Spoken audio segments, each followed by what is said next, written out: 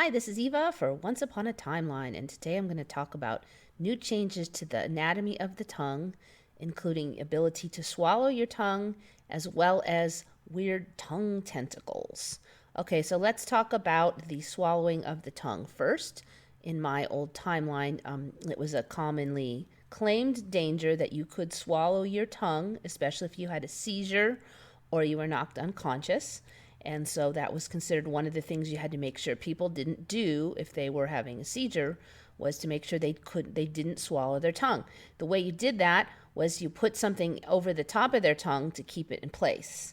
But now that's just a myth.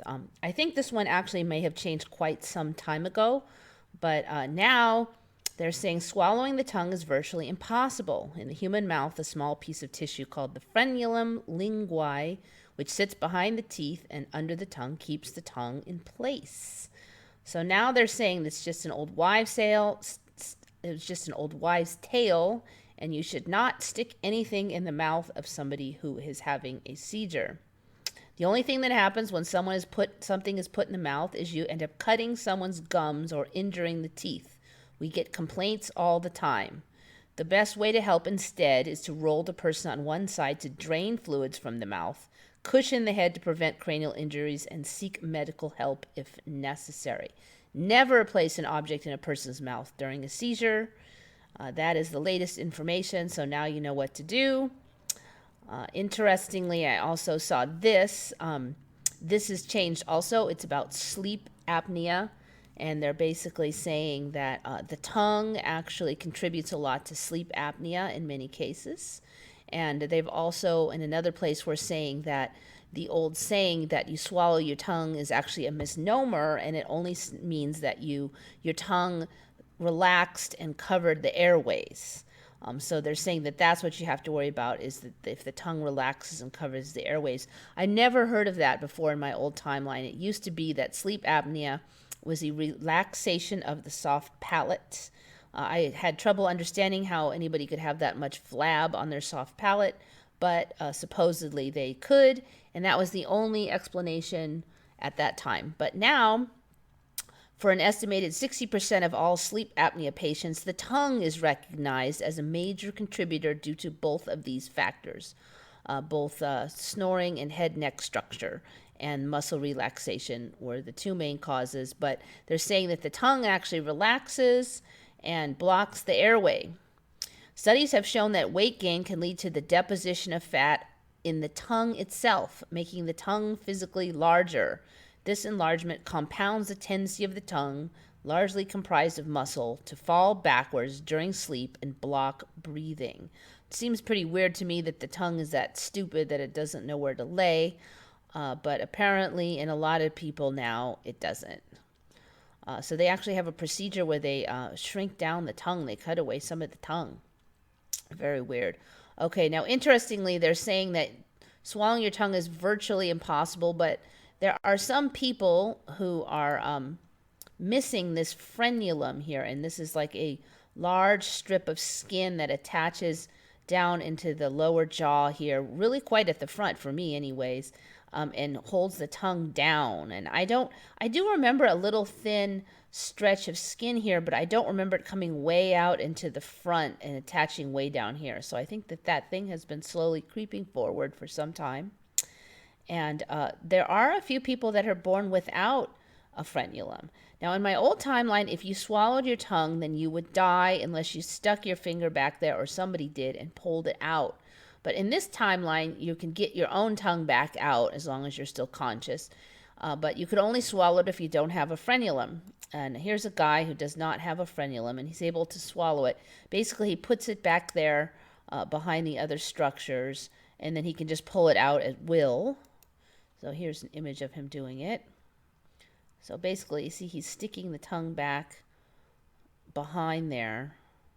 Hopefully you can see that. There's other images and videos online on this one.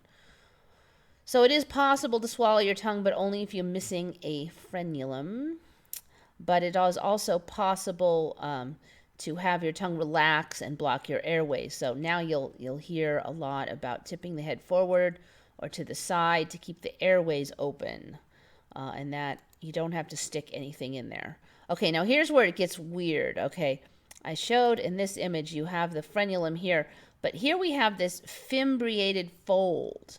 Now, I ran into this on Reddit last week. Apparently, the fimbriated fold, or the plica fimbriata, they sometimes call it, which is right here along the sides, the undersides of the tongue, sometimes has these tentacles now. Some places are calling them fringes or fringe-like processes. Apparently, there's no actual name for them that I can find so far, but I think eventually they will get a name beyond fringe-like processes. And some places are saying they're rare, and other places are saying, oh no, it's about half the population that has these fringe-like processes.